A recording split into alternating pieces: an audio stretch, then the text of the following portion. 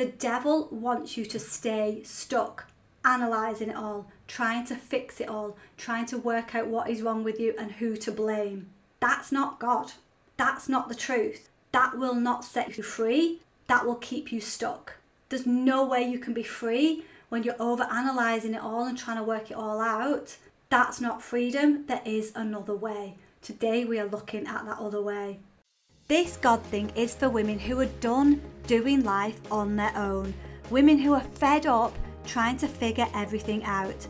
The good news is there is nothing to find, fix, heal or overcome. The search can stop. You don't need to kick doors down or make stuff happen. You don't need to live in lack or worry for one more day. There is another way. It's time to make this God thing make sense. It's time to see how God can show out in your life. It's time to stop doubting and start believing instead. Today we are going to be looking at the truth about the trauma you have been through. The truth about it. So a lot of the time you will probably experience trauma from a very young age, and that's very normal. The things you've been through, the things you have experienced can leave you thinking and feeling in a certain way from a very young age. And that's what we're going to look at today, because the enemy, the devil in Chanel that I always call it, comes in to attack us at a very young age. And if you are here, you have probably been attacked quite a few times. And a lot of the time we can think there's something wrong with us, or that we're bad, or that it means something bad. A lot of the time it can mean you actually must have a lot to accomplish here. You must have a huge gift, a huge blessing on the world if the enemy has attacked you or is attacking you now. So stay with me, because the trauma you have been through doesn't need to be over-analysed, and you can be free from it, okay? So I spent absolutely years, so much money, so much time, so much energy digging up the trauma, going into it, analysing it. Why did it happen? Why did it happen to me? Whose fault was it? All of that kind of stuff. That's okay to a certain point. But if you have done all of that, what we're looking at today is trauma in a totally different way. So what is trauma? Trauma is the abuse, the neglect, the abandonment, and everything that comes with that, comes out of that. The fears, the insecurities, the inadequacies, the anxiety, everything that comes out of what you have been through. And your experiences will be different. Everybody's different, and you can't you can't compare, because somebody can say, well, this happened to me, but that wasn't that bad for me. It's trauma to you. If it upset you, trauma is upset. If it upset you, it can impact you. It can impact how you think, how you feel. And the devil wants you to stay stuck, analysing it all, trying to fix it all, trying to work out what is wrong with you and who to blame. That's not God. That's not the truth. That will not set you free. That will keep you stuck. There's no way you can be free when you're over-analysing it all and trying to work it all out. That's not freedom. There is another way. Today we are looking at that other way. It's so exciting. Trauma and excitement don't normally go together, do they? The thing about trauma is it can harden your heart. And when it hardens your heart, you almost become this version of yourself that you just don't recognise. You look at yourself one day in the mirror and you don't recognise yourself. You don't realise quite what it's done. And it can make you harden your heart and seek that what you're kind of looking for in all the wrong people, places and things. And when we're relying on outside people and things to heal us, we're not going to the source of the healing. The devil loves it. Another self-help book will fix you, but it only lasts for 2 days. Another therapy will heal you, but it doesn't quite shift it. What can shift it? What we're looking at today.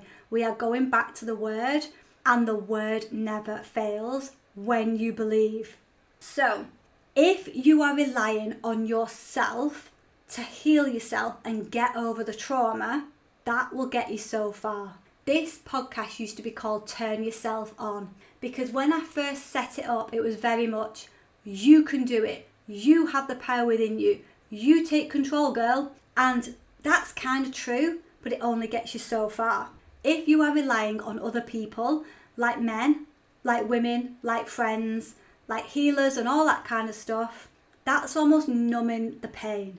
If you are relying on money, deals, things, clients, success, maybe you're addicted to pornography, sex, you might be in fantasy, lust, you might be addicted to shopping. All of these things can numb the pain. Even issues with diet, and bulimia and things like that. If you are relying on your husband to fix the problem, or your friend, or somebody else outside of you, something outside of you, anything, whatever it is, or your own strength, that will only get you so far and numb it and mask it, but it won't go away. What will change it?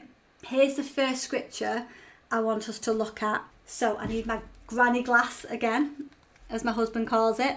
The thief, I call it the devil, comes only to steal, kill and destroy. Steal what? Your dreams. Kill your relationships, destroy your dreams, basically. I have come that they might have life and have it to the full. Jesus is saying that. Like, you don't need to overcome all of this because I've got you if you believe. The devil is going to come and steal your life from you. It's going to say that what you have been through is it. That you're broken and you can never be fixed. It will then use the insecurities and the fear and the anxiety and the thought patterns you've created since going through the trauma to make you blow up your business, your relationships, to keep you stuck, to kill your relationships, to destroy your dreams. That's the devil that's taken root. Jesus is saying, I have come that they might have life and have it to the full, have it abundantly. If you believe, that's the promise. That's the promise. How good is that? So there's a couple of issues going on here that when it's highly likely when you've been through trauma, it's that we seek for the solution everywhere else but in God. And if we do seek it from God, it's very sporadic. It's almost like we want to believe, but then we take back that control. And I didn't go into this God thing because it was a he, because I didn't understand it. And why would you believe in something that you can't physically see? It's almost like you feel like you're a bit deluded. The second issue is that because of what you have been through, it's highly likely you won't feel worthy or good enough to go to God and be like, hey, I need help. Because of what you've been through, because of the insecurities, because of the fears, because you've made mistakes, we don't feel worthy enough to be like, hey, I'm stuck, can you help me? And it almost makes us, we have to become humble to be like, I don't know what I'm doing. I can't heal all of this trauma and all of the fallout from it on my own. I can't do that. The thing is, the devil will tell you lies like, you're never going to overcome it. This is just you now. This is the way it's always been. It's too deep rooted. It's been like this for so long. You're too broken. It's too late for you. Nothing's ever going to change. It'll never work. Do you recognize some of that stuff that goes on inside your head and your heart? That's the devil. That's not the ultimate healer. Now, this passage in James chapter 4, verse 7 and 8, this is the best defense against the devil. The best defense. Not anything outside of you. This. Are you ready? Submit yourselves to God. Resist the devil and he will flee from you. You don't need to get rid of him. You don't need to overcome him. He'll flee. Come near God and he will come near to you. Like that. That is beautiful. Submit yourselves. Here's the problem though. We don't want to submit ourselves because submission sounds weak. And why would we want to submit ourselves to a man? When we've been hurt, sometimes the trauma can have come from dads, men, exes, men that have let you down in your life. Why would you then submit yourself to God, another man who might let you down? That's all about the healing work with that relationship with God and Jesus that we do within Believe. Then you will be happy to submit everything. You'll be like, I'm done. Have it all, because I don't want to do it all. Submit yourselves then to God. But it takes healing that relationship. But we can do that. Resist the devil and he will flee from you. The thing is, when you have God as the goal, you're not even thinking about all of this stuff that's happened. It's not to minimize it. It's just not to let it hold you back anymore. Because you're going up here, you're going to the promise, you're going to the truth. God, help me. I don't want to do it on my own. Come near to God. You have to make the first move.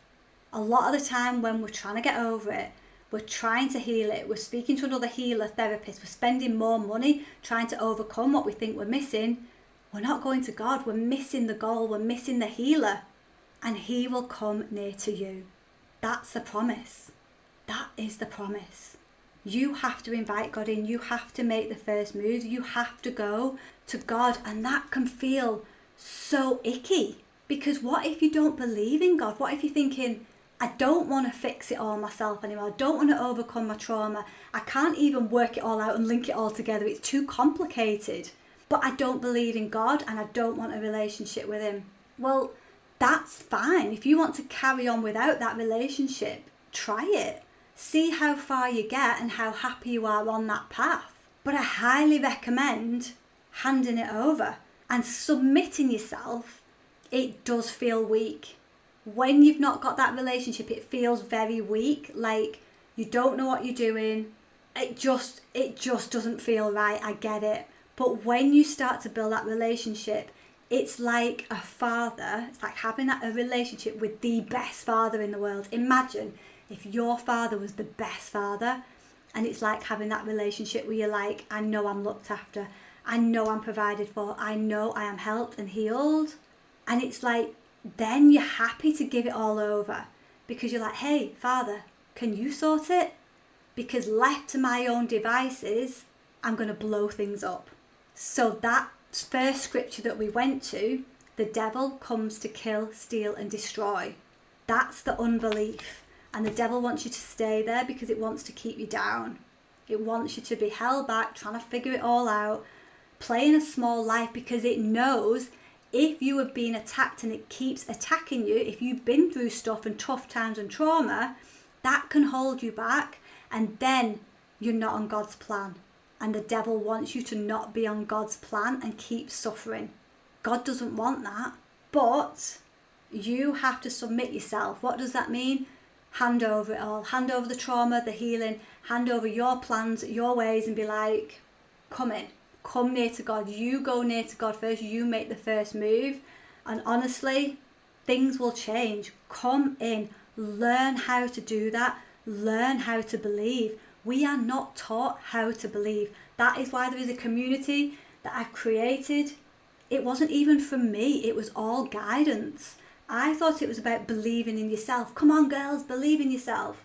It's about turning that unbelief in yourself, in God, in the actual promises and actually learning to believe instead. We are not taught this. We are not made, it's not made clear at school, at Sunday school. It wasn't for me anyway, what these messages mean. Come near to God and he will come near to you. That's the promise. You don't have to figure everything out on your own. You don't need to heal the trauma, work it all out, blame anybody, work out the thought patterns and all of the stuff that's come from it. That's not your job. Your job is to believe. Your job is to hand it over. And if you hand it over to a random universe, I can understand why you wouldn't believe. When you hand it over to God, to a Father that loves you and is here for you and is waiting for you to be like, have it all. That takes the pressure off. That's the healing. You can rest in the healing. Rest in peace is a blessing for the living, not the dead. It's like you can rest in peace now because you don't need to figure it all out. You don't need to figure out what's happened and how to heal it all. That's not your job. So if you feel like you don't have a relationship with God, but you are intrigued and you would love to stop doing this life thing on your own, come and check out Believe. Come and see what we do. Ask questions, reach out. It's about coming in, leaning in, and learning how to believe. And this is a muscle that we have to work every single day. All right, I'll see you again next week.